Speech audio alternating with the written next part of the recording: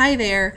I have a quick tip for anyone who uses eMeals, the subscription-based menu plan.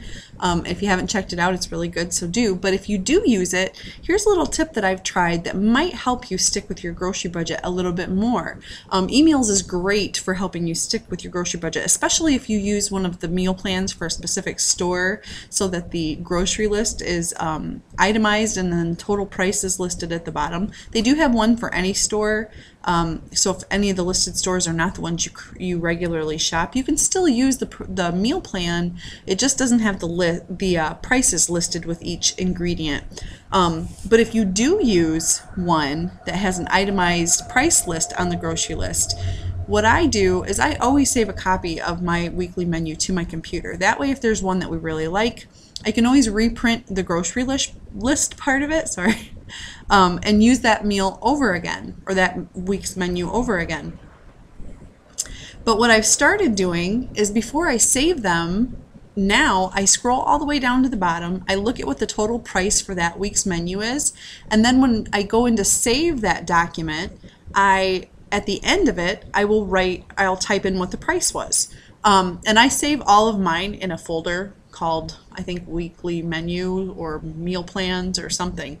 But in that folder, when I open that up, I've got a whole row of all of my weeks of menus, and they list them by number, like I do the Walmart, so it's like Walmart 413 or 431, or so they go by number, so they're in order by date. But then after that, I have the prices listed.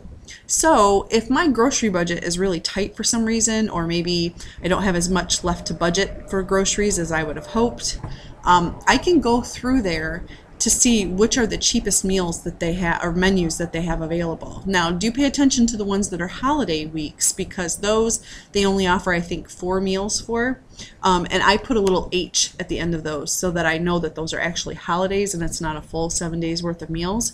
But for any other week, it's a full 7 days of meals, and I can scroll through and see which ones are the least expensive and pick one based on price. I do print mine out and I keep them in a binder, but I just keep the recipe sheets in the sleeves, and I put the extra grocery lists like in the back pocket. So it would be really a hassle for me to go through and flip through every single one of those, and I also don't want to have to open up every PDF document to see what the prices were. So this way I can just open up the file where I keep them, and I have a whole list of all the prices right there, and then I can just pick the cheapest one. And if you were to have, say, like a little extra in your grocery budget for the week, you could go with one of the more expensive plans. But that's just a way that I utilize eMeals, which is already a great way to help you stick to a tight grocery budget, to help me on those lean weeks. So that's just my tip. Have a good day. Thanks.